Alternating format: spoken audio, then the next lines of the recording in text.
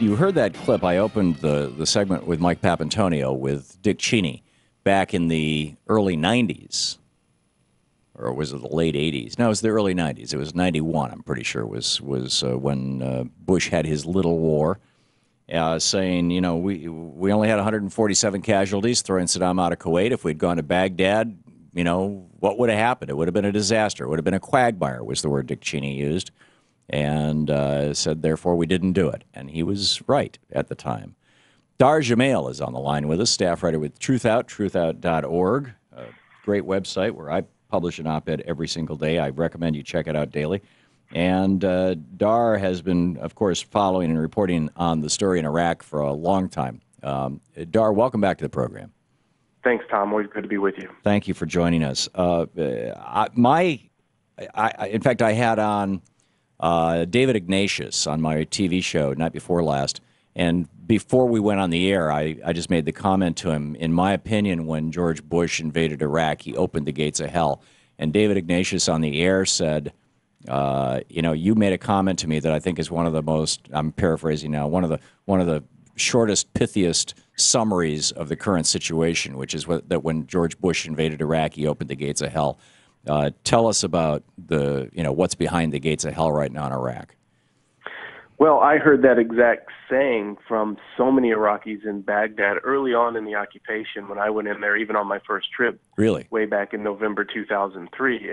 And what's behind it is that there are so many different groups with so many different agendas in Iraq. And what happened was throughout the occupation, particularly when the U.S. started implementing what Don Rumsfeld referred to in 2006 as the Salvador option, when clearly the occupation had spun out of control. There was so much resistance against the Americans, and so they started creating death squads, sending sectarian-based death squads out against one another, and really exploiting the Sunni-Shia divide in the country. And that's really the legacy that the U.S. has left in Iraq, and I think an important context for what's happening in there today. And so that's that coupled with Iraqis knowing that type of thing was coming and seeing it happening even from the very beginning. I mean, they set up the IGC, the Iraqi Governing Council, during the first year of the occupation, strictly along sectarian lines. And so that's why that saying of opening the gates of hell really carried so much weight, because it was clear from literally the first days of the occupation that that's what the U.S. was doing. So now we've got the al-Maliki government. Or is it al-Maliki? How do you say it? Maliki. Al-Maliki. We've got the Maliki government, which is basically Shia, and he's been kind of aggressively pushing out the Sunnis. Saddam Hussein, of course, was Sunni, but he was governing in a sectarian fashion to the point that there was a lot of Sunni-Shia intermarriage and a lot of Shia-Sunni people living next door to each other in the neighborhoods, which, when the Civil War broke out, just became amplified the disaster even more. And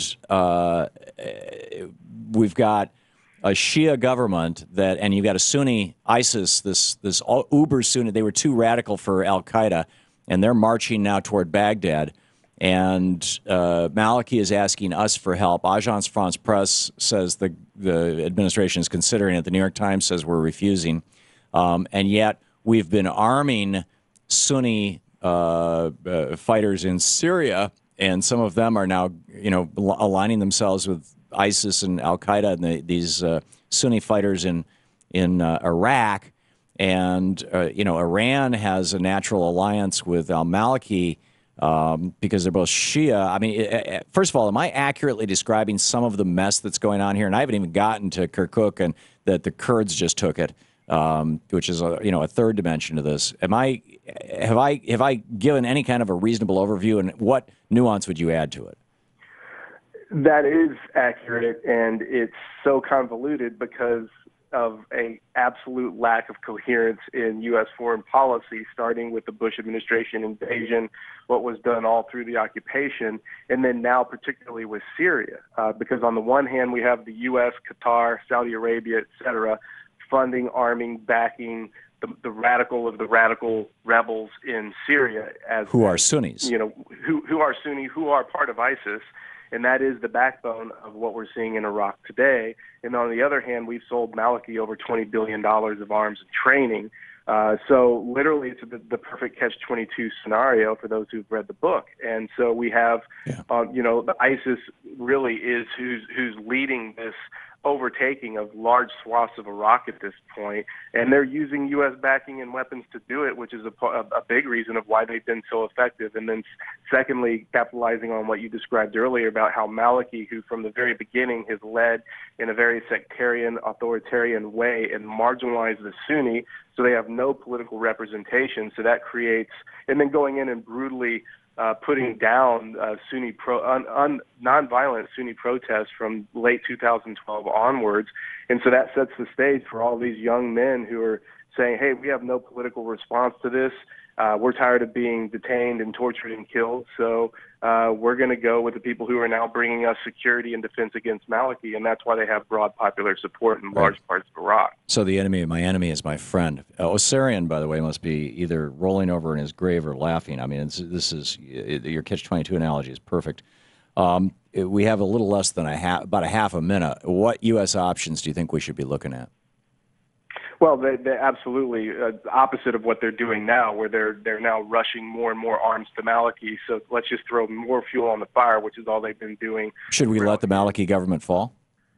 I don't think that the Maliki government should be backed in any way, shape, or form by the West. They're a criminal government. He's basically a Shia Saddam. Right. Yeah. And in fact, the previous elections had brought forward more of a. There was a Shia guy who I'm forgetting his name, who had actually won a plurality in the election. Right, but that didn't stop Maliki before, because he actually lost one of the earlier elections as well to Alawi. Yeah. And Alawi, that was his name, yeah. And then he marginalized him. Dahr Jamail, I wish we had more time. Dahr, thanks so much for being with us. Thank you, Tom.